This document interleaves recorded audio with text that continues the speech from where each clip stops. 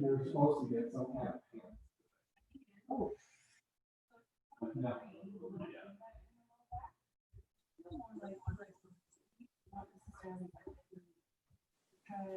Oh, do you have headphones? Good morning. Good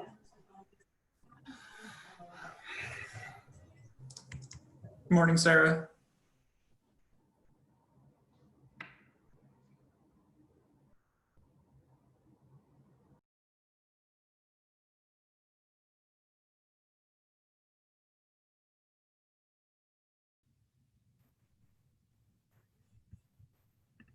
Good morning.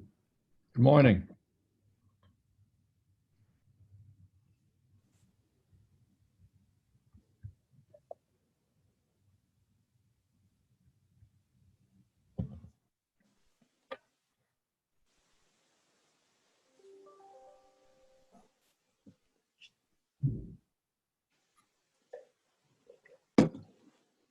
Give it just a couple minutes to get everybody online.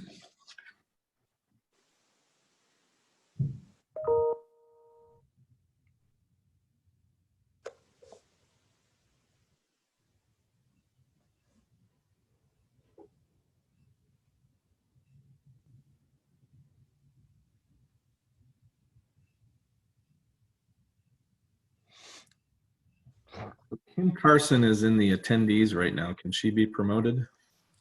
Yeah, I keep pressing promote to panelist. Oh, failed to change role, error code. Let me keep trying. Oh, the wonders of Zoom. Every week they're, okay, it should have worked now.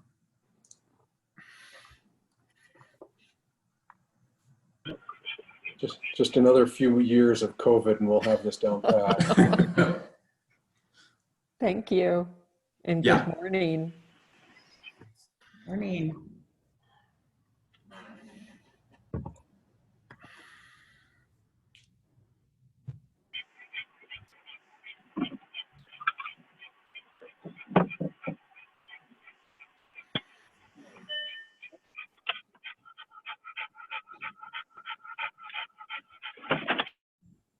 I think that was Maverick. We all heard for a second. Benny's dog. Okay. Andy, do you see Julia? I don't think she has a, she might need to be promoted. Yeah, I just promoted her. Okay. Great. Then I think we can go ahead and get started if everyone's ready. Welcome to the October 20th JTAB. I'm Kim Felstead, Park City's Transit Manager. And we'll go ahead and do roll call. Cindy, if you would please. Good morning. Summit County Council members, I have Kim Carson, Chris Robinson. Here. Park City Council members, I have Tim Henney and Steve Joyce. Summit County staff members, I have Tom Fisher, Caroline Rodriguez, Jamie Danzy. Park City staff, I have Sarah Pierce, Kim Felstead, Vinnie Newen, Scott Birmingham, Robbie Smoot, Jerry Benson, Andy Stevenson, Julia Collins, and John Robertson. And I did not see if Matt had joined.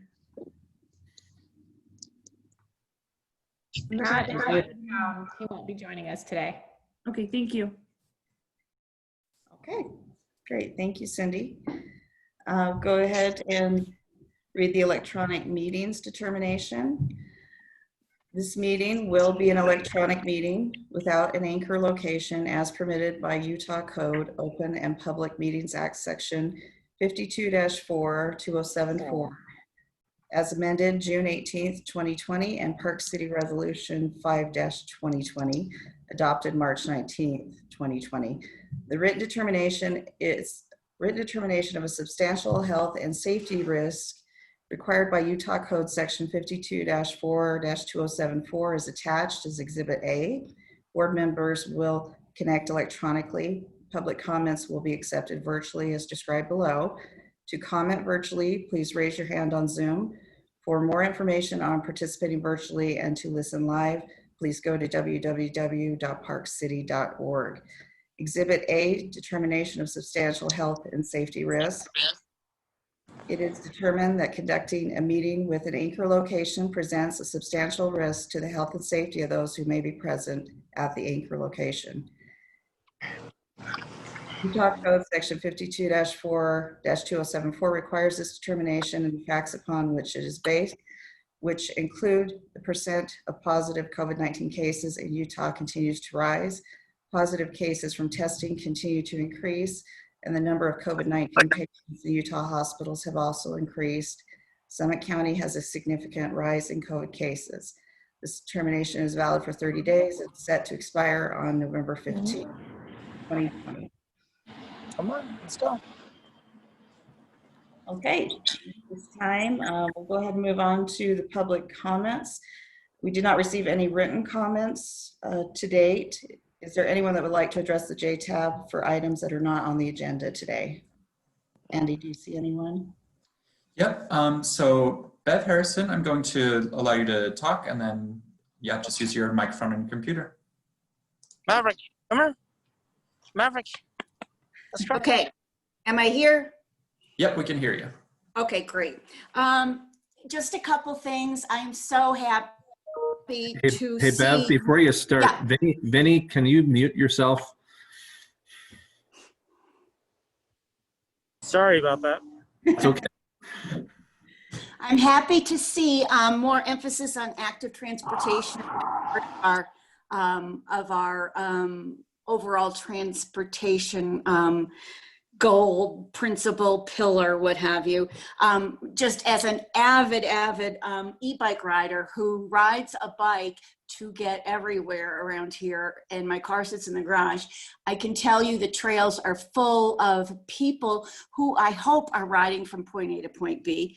And again, I mean, I think that's the direction we should be going in. On nice days, there's no reason why anybody should be driving a car around here unless, you know, they have a time constraint. But again, so I went to Old Town Transit yesterday with a friend and ended up locking our bikes to a railing, I think, a post or something. No bike racks at OTT, and I was really surprised about that. But then there's no bike racks at the Basin Rec Administration building either. So those are, you know, and I'm happy that I've had conversations with the city and the county, awesome conversations about more of these coming, design, what color, where to have them, city, county, commercial, private trails, and getting more and more out and somehow have a design so that people know to, you know, where to find them and make sure they're easily recognized. So that's great. One more thing.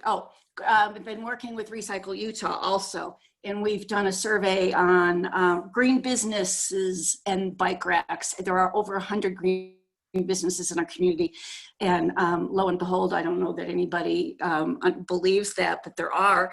And we found out that about half of the green businesses have bike racks. So there's lots of room to grow there. We're thinking about making it as an annual sustainability goal for many businesses.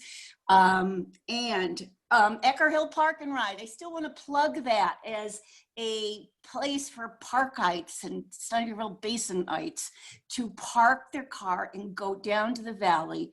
And there's no SLC Connect, and I know scheduling issues persist, or, you know, but I just think that I ride my bike down Kilby past that empty lot, and I think of all of us here, including myself, who is seeing less well all the time, would love to hop on a bus there and get to the valley, and it's at some key spots. So I just am plugging that again. I know that Jeremy Ranch lot is there, but it's a lot smaller, and I think it would take time for us to get in the swing of trying to commute to the valley on a bus. But you know, like everything else, nobody does it for X number of weeks or months. But other than that, I'm pleased to be listening in. So thank you for the time. Thank you, Bev. Okay. Do we have anyone else, Andy, that would like to comment? Yeah, if you would like to make a comment, just raise your hand, just tapping the little hand icon, and then I'll give you mic access.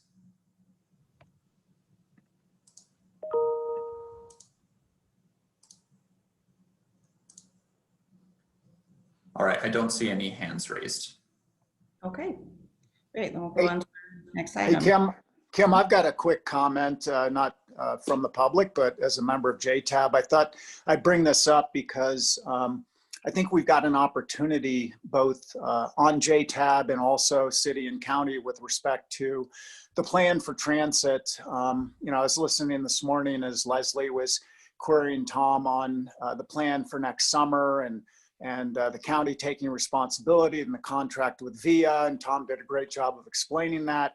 I know Chris Robinson in the conversation with council last week, you know, went through the what we all believe are, you know, benefits of this transition to jurisdictional responsibility and how that improves the regional system. But I think there's a lot of confusion, or maybe it's not confusion, maybe it's just lack of clarity, which I believe represents the opportunity for us to present accurate factual information.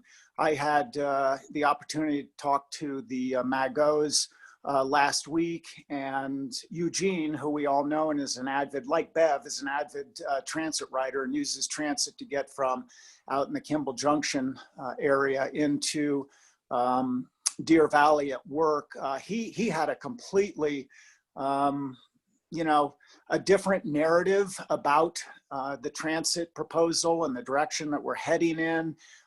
And he was really not clear on why transit was running at a bare minimum level, which I think have done a pretty decent job of explaining, but maybe that explanation has been more internal instead of external.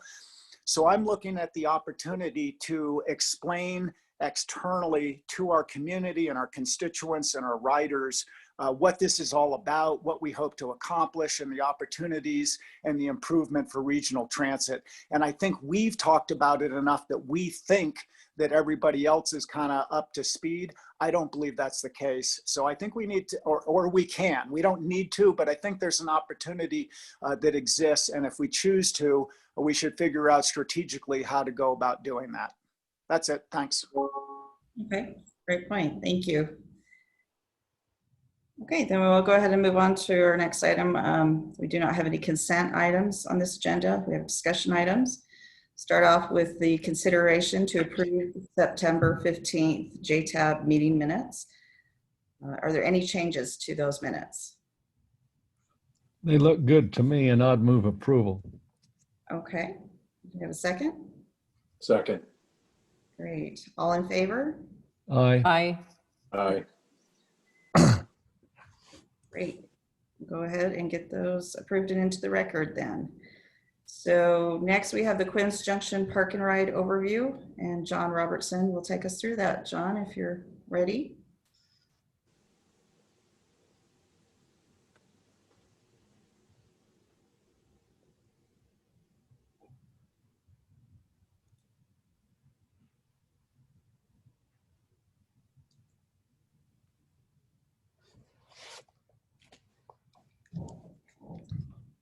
I see you're online, John. Can you hear us? I don't know, Andy, if he's been promoted to speak. Yeah, he should have mic access. Okay. Doesn't appear to be muted, but Most of the time I'm demoted to speak, so it's nice to hear that some get promoted.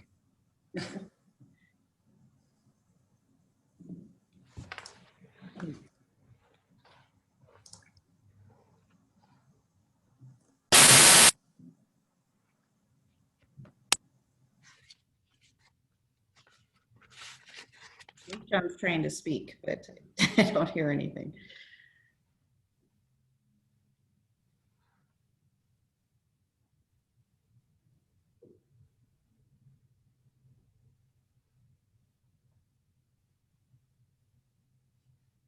Well, Andy, do you think you could reach out to John and we can work through the technical issue, and I'll do the operational updates since John is our first and second topic Yeah. here?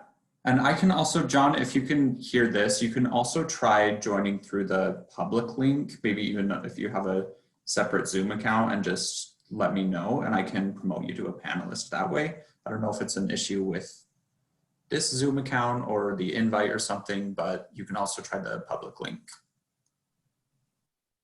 Okay.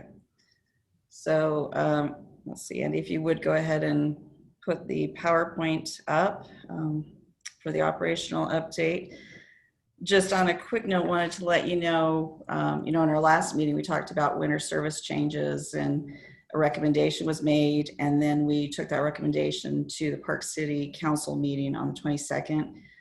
Public comments were taken and we are implementing the recommendation as it was made by JTAB, but there was one slight change. We did take 30 minutes off of the AM peak trip on the purple per the comments that we heard from the montage in that JTAB meeting. So just reduced it by 30 minutes. So it'll actually end at 9:10 for the AM peak instead of 9:40. So a summary of those changes are on our website as well for the public. All right, and with that, something I wanted to cover today with the operational update was a program that we are participating in, put on by the American Public Transportation Association. Across America, transit agencies are trying to get people comfortable with riding transit again. Obviously, in a pandemic, it's scary to quite a few people to get on a public bus. And so they have got this seal, this health and safety seal that they've developed. And if you follow their guidelines, you can participate in that and actually display the seal on your bus and use a lot of the marketing campaign that they have created that would be a national recognizable campaign. So with that, I'm gonna go to the next slide, Andy. Okay, so as I said, they developed this health and safety commitment program. We get access to a lot of the marketing and communication assets that APTA has already created. There's the safety seal, they have posters, they have audio scripts that you can use. They've got social media graphics, and we plan on utilizing a lot of these in our campaign that we'd like to kick off here in the near future. Next slide. So the safety seal, we would have to purchase the stickers. We do get the graphics for free, but that is the little black and white sticker there that you see. We would put that on every bus to let the public know that we are part of this program and we are adhering by their safety standards. Next slide. Is the $800 cost, is that the cost of materials, or is there some kind of a contribution being paid to the? Just the material. Okay. Yeah. And then we also would have flyers that we would put on the back of the seat, just describing, how we are adhering to those standards to give people confidence that they are safe on our system. Next slide. There's also an ad that we can place. We would place it on the interior of our buses, and that would cost for the materials again about $250 to get a card for each bus. Is the previous $800 cost, does it include the exterior sticker and those behind the seats, or is that? That was a separate cost for the ones behind the seats. I don't recall what that was at this time, but That'd be a lot more stickers if you have 30 or 40 seats, I would think. yeah, I don't know if we would use sticker or vinyl, static cling kind of thing. But yeah, those are a little more pricey than the paper products that we would use for this ad. Okay, next slide. So there is an audio script that we want to play on the bus. We have, of course, our automated announcements, but we would like to have this script playing as well. And we're seeing, if we could possibly have the mayor or city council person read the script so that, it has a lot of credibility when they hear the voice come across. So we're working on that now. Slide. There's social media graphics that we would have access to, things we could post on our Facebook and Twitter. And that would definitely be part of this campaign. Next slide. And basically what those posts are going to say is that, you know, we've earned this National Health and Safety Seal of Commitment, which means we're following their COVID-19 guidelines, putting health first for the customers, for our operators, and how they can learn more about how to stay safe. We do have some COVID information right now on our website, but this would be really a bigger push to try to encourage people to come back and make sure they know what we're doing to keep them safe. Next slide. So other communication channels we could use, of course, our website. You know, we could get on the Right On group text alerts, MyAvail. We could do service alerts, writer's guide. We're getting ready to actually print a writer's guide again for the winter. So this is something we could include and put that seal within the guide. And then media coverage. I think there's a lot of good things we could do with the media to show, you know, what we are doing every day to keep the buses clean and safe, and some radio PSAs as well. Next slide. Okay, and then we will create a new section on our website, which would have, you know, health and safety, and it would talk about the protocols more in depth, and just hopefully gain the trust and confidence of people that we're keeping them safe so that they get back on the bus.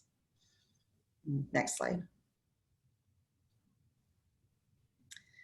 So the text alerts that we could send out through the Right On subscription would just basically announce, you know, our winter service is coming, and, you know, go here to see more important changes about health and safety. So I think in the past we've always focused on announcing the service, but we will also ensure that we're focusing on the health and safety this year. Next slide. Same kind of message that would go out on the MyAvail. So this is the MyStop app that people would see this message on. And next slide. And then of course the writer's guide, as we talked about. We'd have a whole health and safety section in the writer's guide, in addition to the seal. Next slide. So the public service announcements, same kind of thing, just talking about how we've earned this seal and what that means. You know, that people we could reach out, utilize all of the media resources we have, Park Record, KPCW. You know, I think it's an interesting story. Maybe even Park City TV would be interested in watching us clean the buses with the electrostatic sprayer, just to show everyone what goes on daily behind the scenes. And of course, radio, TV interviews could be part of this whole campaign. Does the electrostatic sprayer use any moisture, or is it some other high-tech gizmo? It's a mist, basically. So yeah, we're buying restaurant grade quality disinfectant that goes in the mist, and we have purchased a second sprayer now so that we can Does it evaporate, or does it need to be wiped? It doesn't need to be wiped. It is just really a fine mist, and so yeah, it does dry and evaporate. Well, that sounds like a neat thing. Yeah, they're expensive, but they're Well, you get what you pay for sometimes. That's right. Okay, is there, I don't know if that's the final slide, Andy. I think it is. So Kim, with that, I mean, I think this is awesome. It really is something that could probably help people feel a little bit more comfortable. Are we joining together with the Chamber of Commerce or major resorts, hotel properties, that type of stuff, to also get that information out to them so that they can use that as well? We certainly could let them know that we're participating in this. It is a, you know, public transit program, so we would want to make sure they were aware that this was something that we've signed up for and are doing. And this is also a program that the Utah Transit Authority has signed up for, and will be on a list with all the agencies across the country, over 130 of them that have committed to this. I think it certainly furthers the message that our tourism industry is trying to project as well in the area. So great. Are there any other questions or comments about this program? Kim, could you tease apart what we could do by, well, the joining part, you know, signing up. We've been recognized, and we have been recognized as receiving a seal. And then there are things that we have to pay for to put seals on, to put messaging on, versus things that we can do by being recognized. Are those mutually exclusive, or are they mutually combined, where you can't claim to have been recognized without buying the seals and being part of the program? Or can you comply with the protocols of the program, do all your local messaging, your social media messaging, and basically convey the same message, but maybe with a few less stickers and posters on the back of seats? Yes, you do not have to purchase, you know, the stickers or the posters. That's just an option. And we actually have been complying with this program all along, but not necessarily calling it that or taking credit for that. The program only came out really about 2 months ago. So yes, we don't have to do the stickers. The stickers are just meant to make sure the public knows everything that we're doing. And if they're coming from other states, you know, they may see that same sticker on their local public transportation, and might help give them some confidence in our system. Would you be able to estimate how much the total cost is of the, I mean, some of the messaging and stuff is inexpensive, but you take $800 a bus and then have no idea what those back of seat stickers might cost. But how much approximately are the stickers and things costing? I think Add it all up. Yeah, altogether, we'd be looking at around $2,000. Andy, correct me if I'm off there, but it was around $2,000. Well, Yeah, and it totally depends on, because we can either order fewer stickers, different material. We can explore different options for what. 2,000 is nothing. I thought if you didn't know how many buses at 800, and then if the sticker on the outside of the bus is 800, what would one Chris, I bus think be? what that 800 was, if we put one on every bus, it would be 800. Yeah. Yes, that's correct. I thought it said per bus on when I saw it. I thought, oh, that's, I'm in the wrong business. I need to That'd be a nice sticker. adhesive paper. Yeah, that was total cost. So, yeah, if we want to. I'm sorry. That got me down a rabbit hole. Keep going. Okay, so yeah, it's pretty inexpensive. But any other questions or comments? This is kind of a sidetrack. Just I'm kind of jumping ahead to one of the ridership charts that we've seen that shows the ridership is kind of declining. And do you guys have any sense for, you know, how much of that is health? How much of that is, you know, they can easily park most places in town right now, and parking is free everywhere? Is it something else? That decline, as busy as town has been over the past, you know, 2 or 3 months, I mean, it's been slammed, especially Old Town, but all of town really. I was really kind of shocked to see the decline in ridership that we've seen. Mm-hmm. Any feeling? It would just be a feeling. I mean, we don't have a factual, you know, study that we've looked at, but I do think it is the fear to get back on public transit, and that more people are driving. You know, we were hovering around 1,300 a day. There's definitely been kind of a pattern of 1,200 a day, which goes up on the weekends a little bit. And that's all I can attribute it to is, you know, it is easier maybe to drive right now without having to pay for parking, and people feel safer in their own car. It's also consistent with the seasonality that we see years, where it's not necessarily that our ridership is going down. It's potentially just doing the same pattern that we see each year when we hit, you know, late September, October, and riders kind of go away until late November, December again. Yeah, I would have bought that, but this September has just been kind of off the charts for busy in town. I mean, every day Main Street is full. I mean, the trails are full. The golf course is full. There was, I honestly don't believe there was any drop off at all from August to September. Maybe as we start getting to October, but still, just even the last week, You know, a couple of us were commenting back and forth by email that, you know, Main Street has been slammed. I mean, I went on Saturday and you couldn't find a parking space all the way up the street, and China Bridge was probably 70 to 80% full. And this is mid-October. So I don't think that's it. So I'm worried about writing it off as a seasonal thing. And I look even at the chart, I don't want to jump to it too much, but the chart on page 24, if you just kind of had a nice trend line going through there, even starting back in August, we'd be seeing declines, you know, or a slow gradual decline. So I think there's more to it, and I'm just worried about it. I'm glad to see this proposal for trying to kind of reinstill some faith in the kind of the healthiness of riding. But there may be more to it than that we need to tackle. Okay. We Kim, can, sorry. I'm sorry.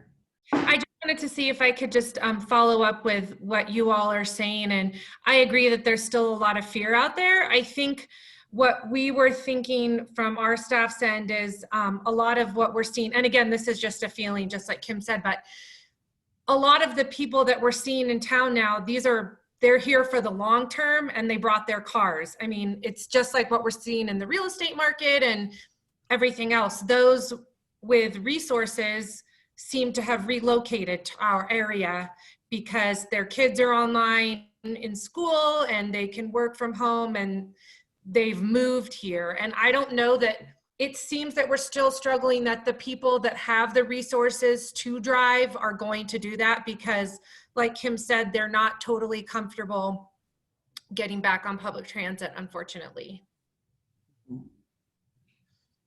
I think it's definitely something we could look at a little closer and make sure we are addressing it adequately with our actions. So thank you. You know, on a bigger scale, like the flight data is on a downward trend as well. So there could be some correlations between these things. And so that's something we can try to wrap our heads around and see if we can get some more insight. Maybe they're more regional locals, you know, from the Wasatch Front and things, or they're like was mentioned, they're living here in what were second homes. I have friends from the Bay Area that are doing that, you know, that they've been here since April. Work for Google, no harm, no foul. I don't think any of us think that people who are here for extended stays to leave their communities and look at Park City and Summit County as a refuge and a safe place, come with their families, their friends, their cars, would be riding transit. That's not the group that has been riding transit all summer. So I think Steve's question is, are we seeing something that's exposing itself with the transit dependent community? And that if we are, we should probably look at that a little closer, try to see if there's something here. But I think Steve's saying there's a yellow flag with the transit dependent community. Are they shifting away from transit? Are they finding alternatives? Has our new, COVID-related route structure and headways, is that driving transit-dependent populations to other modes? And what are the implications of that? And so I think that's the question.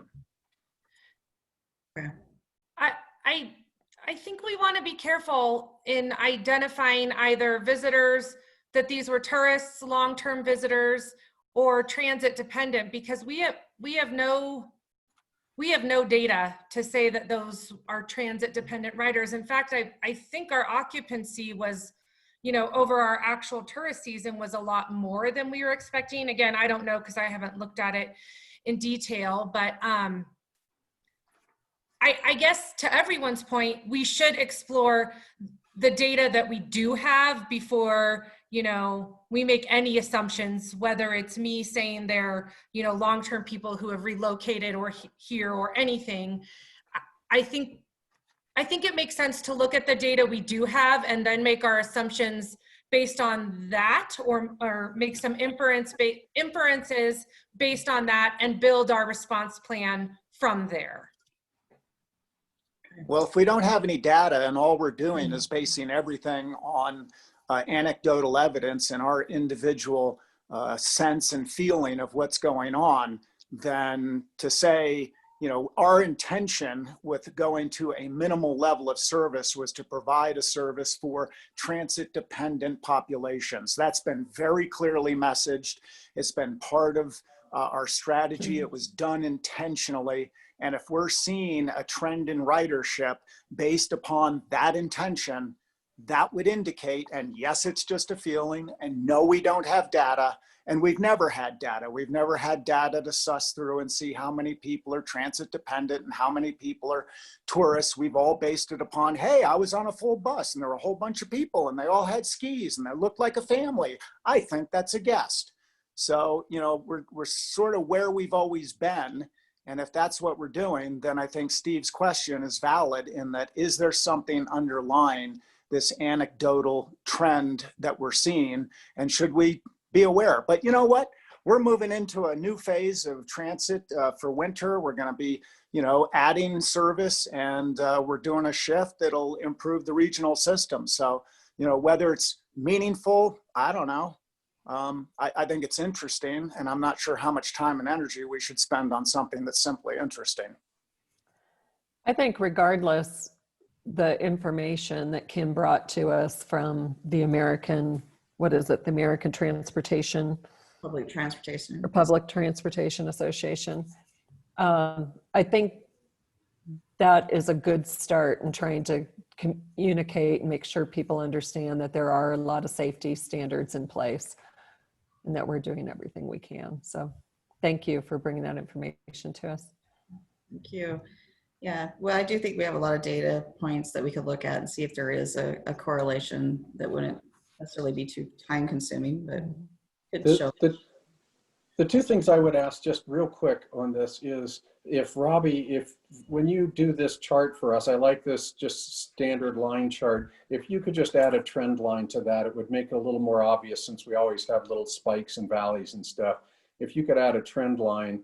And the one thing that would make me feel a little more comfortable that it's not something unique to us is if you guys could just check how the UTA ridership is going. And I know they're a little different and they're not resorty and that kind of thing, but if they were climbing up at the same time we're dropping off, that would worry me more than if it was everybody's kind of dropping at the same pace. Then that kind of lends credit to the, yeah, people just aren't comfortable getting on a bus right now. But I think that would be real quick. I mean, you guys can find the UTA ridership. It's probably even online. If it's not, you guys certainly know all the right people. So if you could do those two, I think that's, you know, that's 20 minutes of work or something to give us a quick heads up. Okay. Yeah, trend line, you got it. And ridership from UTA. Thank you. Okay. Thanks. Do you have any other comments? All right, John looks like he's here with us, hopefully able to talk. Ready to start in with Quinn's, John? Uh-oh. I think I spoke too soon.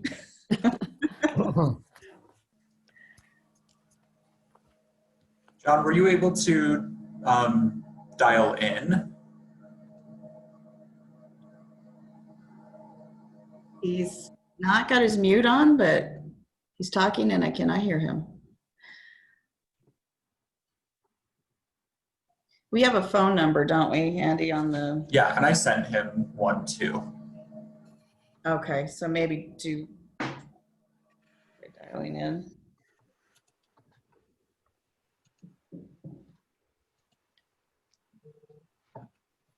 He's in the dark a little bit too.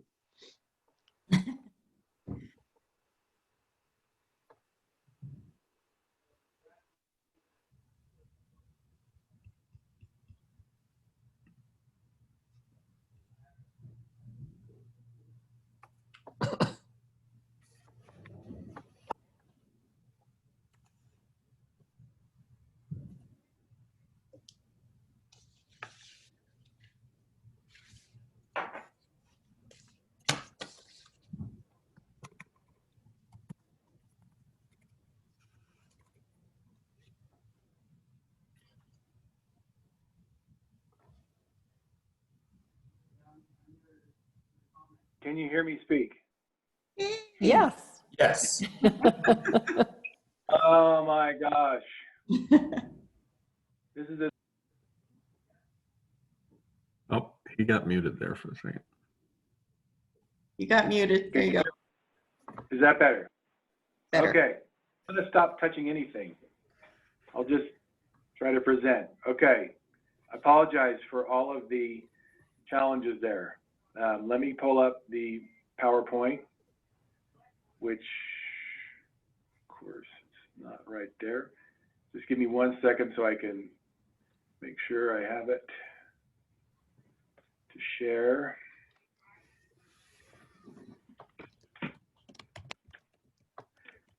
Hey, Andrew, I forwarded it to you, that PowerPoint. Can you share it? I don't see it in my inbox, but I have been, my Outlook is not letting me stay logged in the last few days. Let me see, I might be able to forward it from my phone to my personal email. Let me try it one more time here. I opened it up. Share screen, where's share screen? There's share screen. Okay. All right. That's Can working. you see that? Yes. Okay. Okay. Let me get the slideshow started. Okay. All right, welcome. Sorry for all the delay and challenge. I think it's one check. Can you hear me okay? Okay. Yes. Good. All right, so obviously we all know Alexis has moved on, and a couple of the jobs that she was working on, Quinns Junction, Park and Ride, and the bus shelters have come on into engineering. So I'm doing a presentation that she's put together. There might be some information that I don't have, so if you have questions, I apologize, but I do have Julia online, Kim online also, who can help answer any things that you may have that I cannot answer, especially when it comes to the history of the project and some other things. I do have some history on it, but haven't been as versed in it for as long as others have. So just as a kind of a reminder, this project was part of a regional commitment to managing traffic congestion throughout PCM, Park City, and also Summit County. Summit County put forth the Ecker Hill Park and Ride, and the Park City proposed the lot at Quinns Junction that's moving forth this time. Currently, the city was awarded funding for the project. We're using TST dollars for $405,000 for the design of it. 4.5 was programmed from FT 85311 for construction. We currently have 3.9 that's been awarded approximately.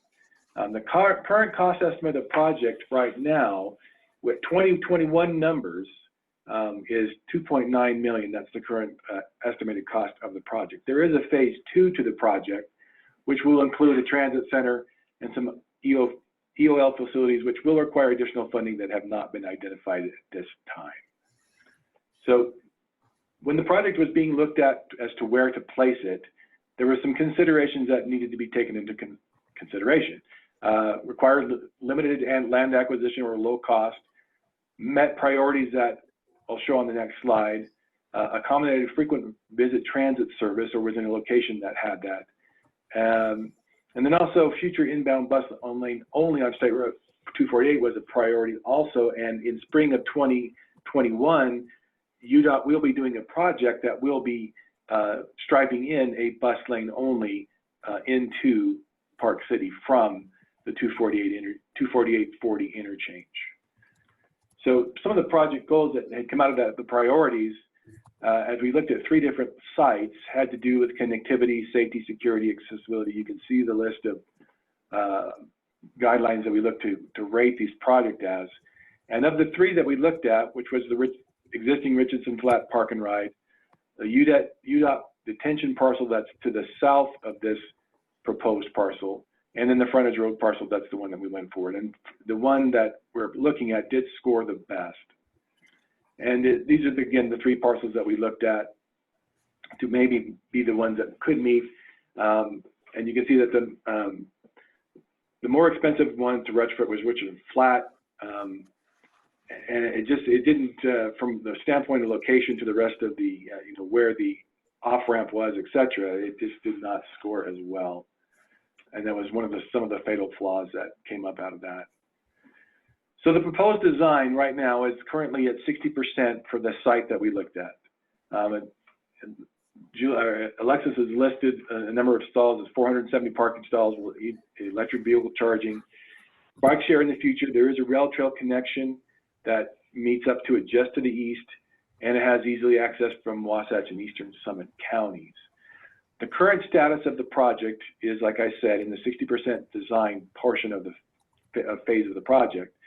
There are some challenges that we're going through right now that I'm looking at that may impact the schedule when we're looking to do this work. There's 3 fiber optic lines that run through the site, and I don't know if you can see my mouse pointing through there, but basically right through here, that will need to be relocated. And that's one thing that we are in discussions with those fiber optic companies to talk to them about that relocation, cost, timing, and all that, all those challenges that would come with it. The other one that's come up that we are looking at was that UDOT had required that a traffic study be done to determine the impact to their intersections by having the park and ride at this location. One of them specifically is looking at that left turn pocket to go onto Old State Route 40 to see if the queue and the left turn queue could be maintained within that. The study is almost complete. I have not seen all the details of it yet, but that is one key factor that we're going to have to look at to see if the existing left turn pocket length can handle that queue. If not, there is a good chance that we might have to move this intersection further to the east in order to lengthen that queue out. So those are some things that we're currently looking at that I see as potential issues that might delay the construction of the project. But those questions have to be answered on that. So our next steps, we're moving forward. Yes. John, could you go back to the previous slide, please? Yes. This, let me just annotate for a minute if it'll allow me.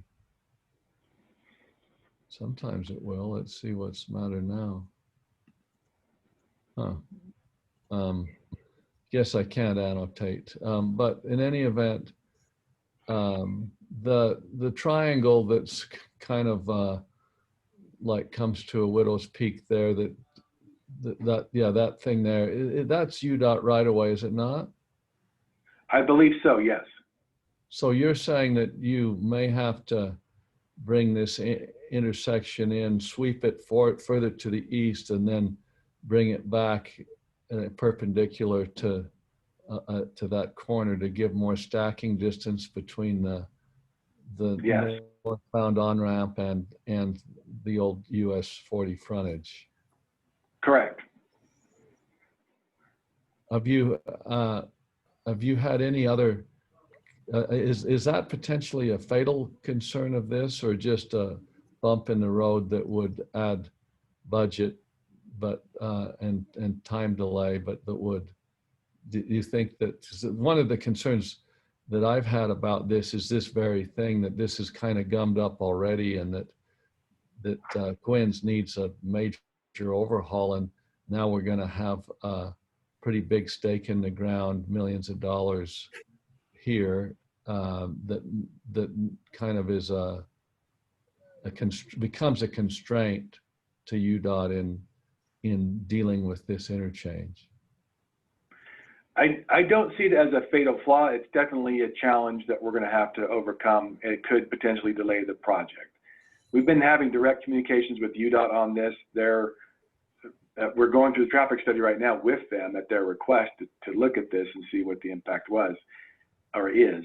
I believe, as we look at that study, they should also be taking into consideration, and we will along with them, about the future widening, if necessary, of this interchange as it's currently, from what it's currently designed. Because I would agree with you that if that is something that they're looking at having to modify and move these on-ramps further to the, out from where their current existing is, and instead of a tight diamond, have a larger, more cloverleaf type diamond intersection, that could be an issue for them. But that's what I believe this traffic study is looking at is to see what that future traffic will be to help them determine what their future impacts would be or needs would be at that interchange. What would So what would I think be really cool to have is if UDOT has done any studies on how they might improve this in the future. You know, we have a sense for how they're looking at like 224, and they have different options, and in other parts of the state they're looking at interchanges, and it would be just nice to know that what we do here is a no regrets investment, that it doesn't now hamstring us for and you know, for improving this. And a lot of the higher capacity interchanges actually, I don't know all the acronyms, but they can be done with a smaller footprint at times too. right. It's not necessarily the old cloverleaf style is kind of out of favor, but it would be, I don't know if it's possible for you to ask, and at a subsequent JTAB meeting for us to see what their latest thinking is on this, because it's really important to, you know, it's a key intersection, and we want to make sure that we don't, above all else, that we do no harm. Right. We don't want to build something that's going to limit ourselves in the future from being able to have an efficient traffic interchange that can get traffic through, et cetera. Yeah, I can more than definitely, I will contact UDOT. That should also be a part of that traffic study that's currently being done. But if it's not, I will confirm with UDOT that we get that information so we can look at that. Because that's a typical evaluation is, this is going to be in for a number of years. How does it impact future development or future improvements at the interchange? Which is something I think UDOT would want answered also. So I agree with that. I would ask that.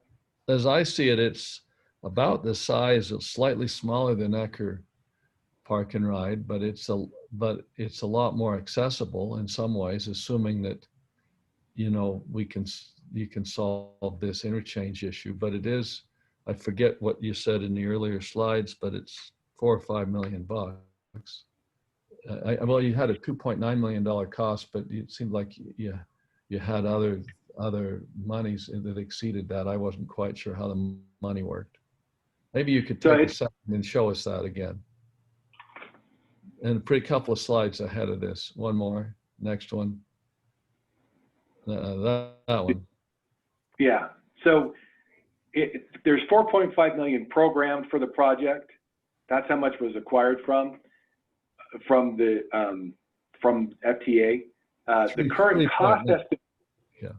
Well, that's what the 3.9 has been awarded. We have 4.5 programmed, 3.9 has been awarded for the construction of the project. The current cost estimate for construction only is about 2.9 million. You put in contingencies and other thing, you're getting to about 3.2, 3.3. I think it might go a little higher because of the relocation of the fiber optics lines and the potential to have to move that a little bit further to the east, that intersection with Old 40. So that to me looks like we could get closer to that 3.9 that we have been awarded for the project. But we would, what I'm saying is we would have funding to do that if we need to. Yeah. That's why I didn't see it as a potential fatal flaw if we determine that we need to move it. That's good. That piece of property that kind of rounded triangle piece that we showed on the earlier slide that we believe is UDOT's. There'd been a landowner to the east of that has been trying for years to develop their property and has wondered if they could get that from UDOT, and you know, because it's also has created a hardship for them because that's their setback. So, you know, not only they're a long way from the road, they've got that rounded triangle and they measure their setback from that right-of-way line, which means it's a lot smaller parcel. You can see the parcel. It's the one that's immediately to above on this drawing, which is more to the east, not north. But it's that one where it says proposed bus shelter by others. You can see where you've got that little comment box. Yeah, that's it right there. Okay. Thank you. I'm sorry to interrupt. You're welcome. No, no problem. No problem at all. So next phases, or as we next steps, I should say, as we move forward, is get to the 90% design. Before that, I think we do need to address the things that we just discussed, which is the traffic study, the impact of the intersection of Old 40 and 248, and then some of those utilities that need to be moved. So the current plan was we're looking at trying to get out to bid by January 2021, with construction starting in March and completion of the project slated for September of 2021. Like I said, those big challenges that they talked about here with the utilities and the intersection could potentially delay this out to the next year. It will not be an issue from the funding standpoint if we do have to push it out for a year. The funding will still be available to us. Could we get a copy of the traffic study too when it's available? I sure will. Thank you. That's really all I had to present. Are there any questions in addition to Chris's? No, I'll just share. I had sent a message to Steve asking if you guys had considered the area by the dog park. It seems like the way that one road loops back to go to the Quinn's Fields parking lot, you know, there's kind of a lot of wasted road space, or I should say duplicated road space there. And if you ever had a hankering to relocate the dog park, it seems like there would be an opportunity to improve that intersection with, you know, a roundabout having one go off towards the hospital, one go into a parking area, and one heading back towards Quinn's. But Steve said there's a lot of issues regarding the uses of lands in that area and restrictions that you've already explored. And I believe that's correct. I think there's zoning in that area that did not allow for that. But Tim and Julia might be able to speak to that better than I can. I'll throw in here. It's not zoning in particular, because that's always fun. We can change that.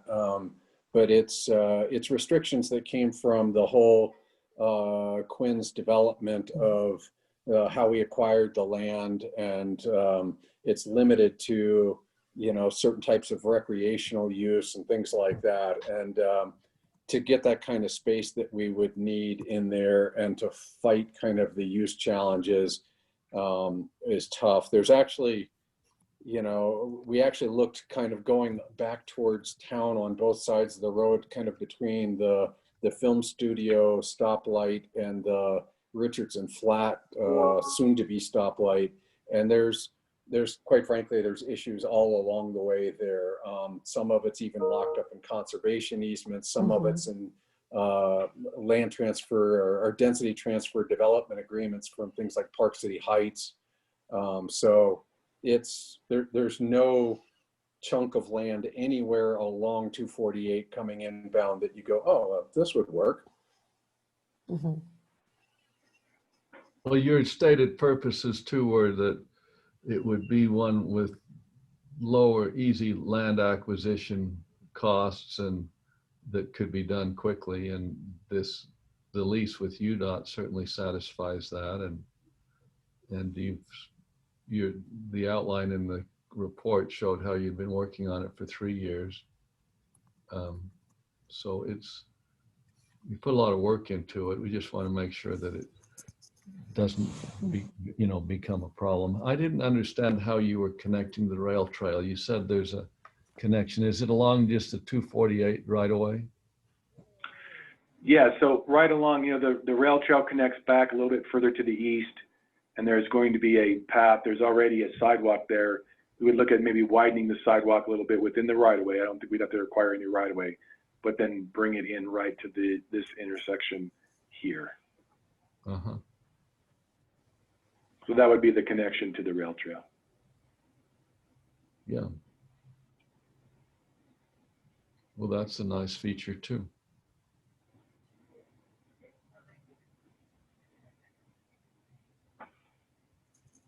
Are there any other questions on this presentation?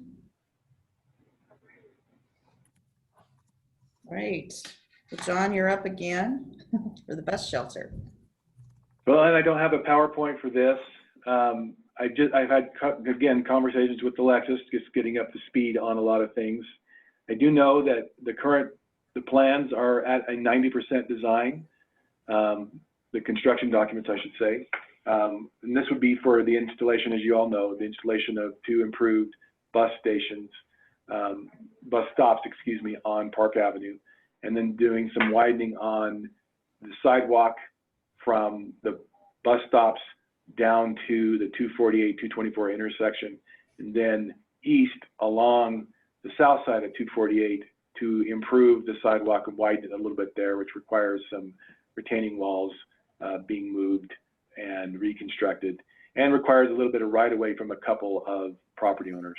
And right now, that seems to be kind of the things that are not holding us up, but that we're working through, are getting these right of way fully acquired, and so that we have it ready to go, and to meet the schedule of construction, which was similar to the proposed schedule for the park and ride, which would be getting out in January of 21, with the hopes of starting the project sometime in early spring, or late spring and early summer of 21, and also completing those by the end of the summer. So it's moving along pretty well. Like I said, right now the only issues that we are trying to resolve is some of the right-of-way issues that we're trying to work through. But so far, it's moving forward pretty good. I really don't have anything else to add on that. It's then what was in the staff report. It's fully funded, and it's moving forward well. What's shown there is at the bottom are what the proposed bus stops would look like.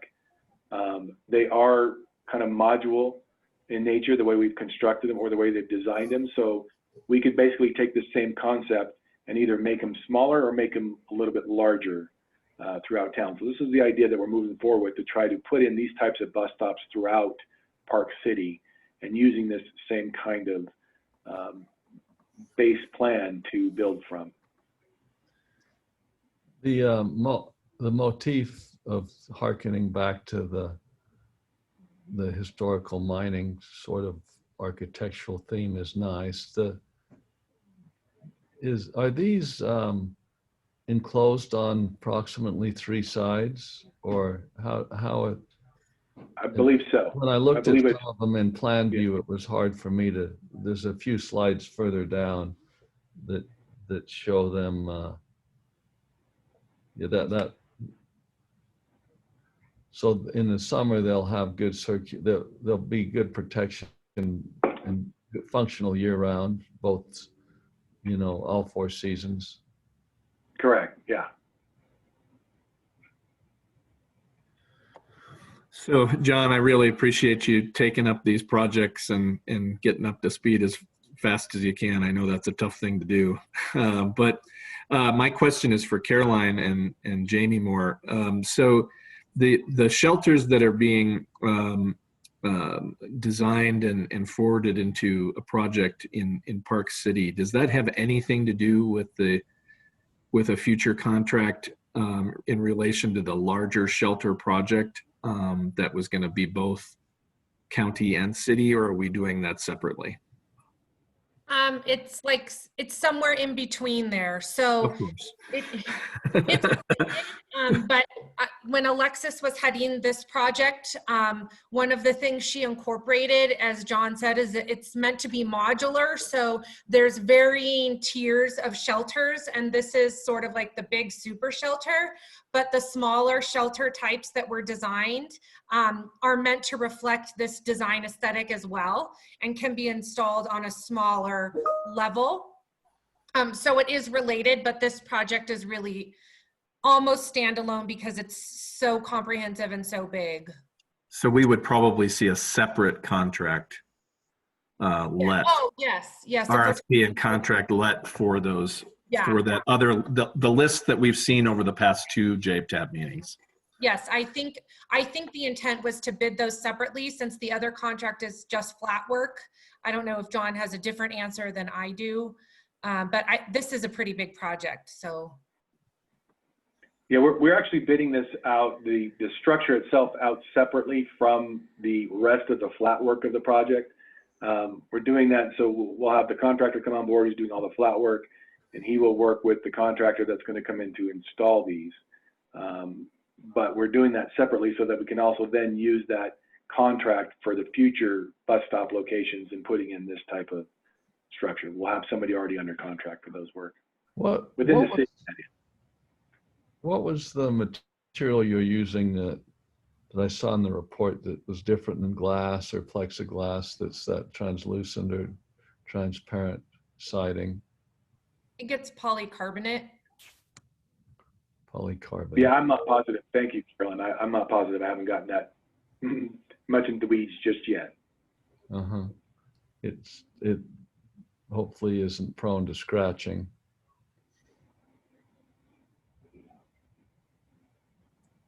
It probably is. I mean, it's hard in our area to find a material that can stand up to vandalism and the conditions and the salt. But I would guess AECom picked the best material available. I'll confirm that too for you, Chris. It's just a cost of doing business with most of these non-glass substitutes, unfortunately.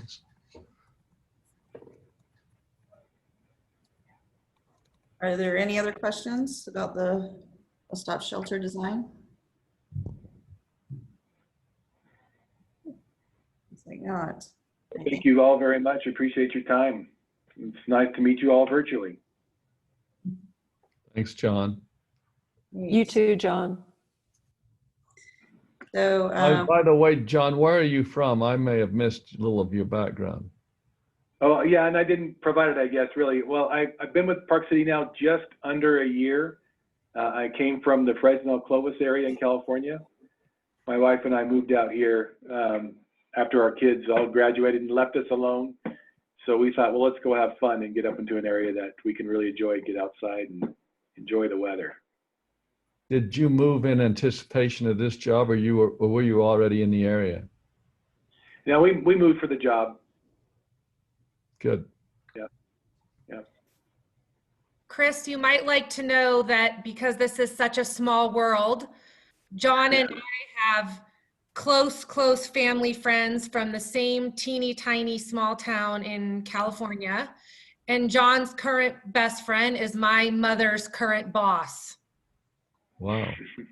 Well, you sound a little bit like Chris, Caroline. I was going to say that you better not give me any more information, or I'll start connecting my own dots.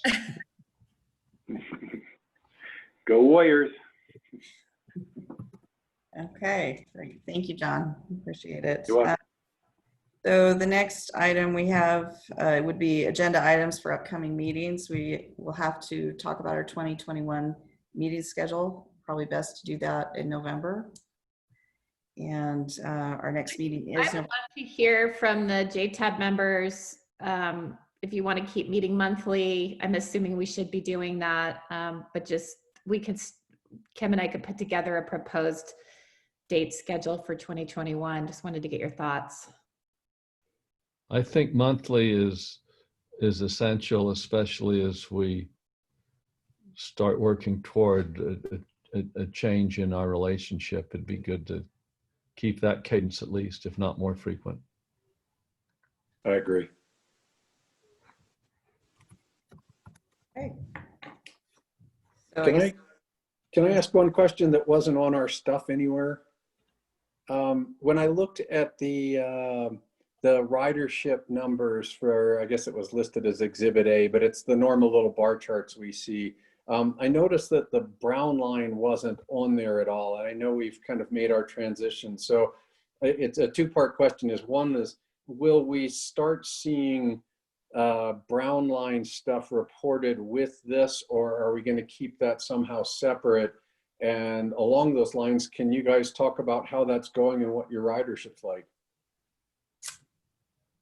That's a Caroline question from her third cousin's boss. That's a Jamie Danzy question, and she's ready to talk about that. Real quick, I'll just let Kim or Robbie answer whether you want to include that on your ridership reporting.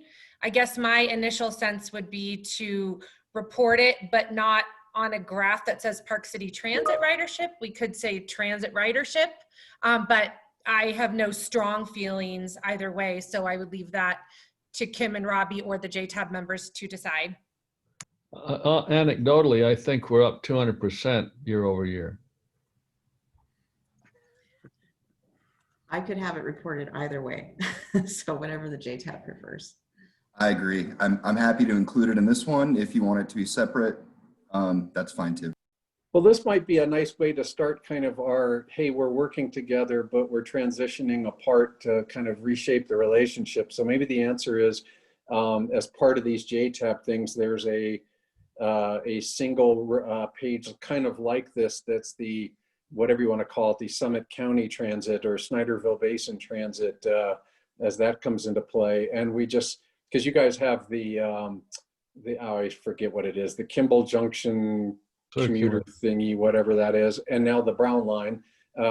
So maybe the answer is we could start just seeing that as a separate report, a separate, graph on here, but just include it in the package, because I think it's important that we all keep kind of tabs on things as we start shuffling things around. Okay, yeah, we can work together on that for sure. Great. You want a quick ridership update? Please. Can I just jump ahead? Okay, thanks for bringing it up. That's a perfect segue. So the ridership, when you're talking about the drops, it's doing actually a little bit better compared to the system. We're down about 38%. That's consistent month to date this time last year and for September. So I don't know. I thought that was coincidental, about 38% down. And I think that that's probably due to the fact that we just didn't reduce the service very much. We cut a couple of trips and that was it. So the service levels have remained a little bit more consistent. So I think we've been able to keep our people. Bittner and Kimball Junction Transit Center by far have the bulk of the riders. And I think our deviations are more in the trail side area. We had 52 deviations in September and 33 from the 1st to the 18th of this month so far. So it's pretty decent. There are, Caroline, correct me if I remember this wrong, 95 registered users on the app. So that's a place we're looking to build up. And the only other updates I have on it are for winter. We're working with Scott to make sure that our schedules align and we have good transfers. I think we're going to target the white to make our primary transfers right now. So we might tweak the schedule a little bit in conjunction with Park City Transit's schedule changes. And then up in the air right now, we're talking about maybe extending service also to match some of the later service on the white coming for the winter, and possibly having a second vehicle, although I would not count on that just yet. We have a lot of talking to do on that one first, but just to keep you in the loop. Any questions? I assume a deviation is a positive term. Mm-hmm. Yeah, riders can click on the app and ask to be picked up without having to wait at the bus stop. They can schedule a pickup. Thank you. Yeah. Thanks, appreciate the update. Thank you. Great. Sorry, are there any other operational updates the county wants to provide? I kind of jumped around on the agenda, so just want to make sure you had your opportunity.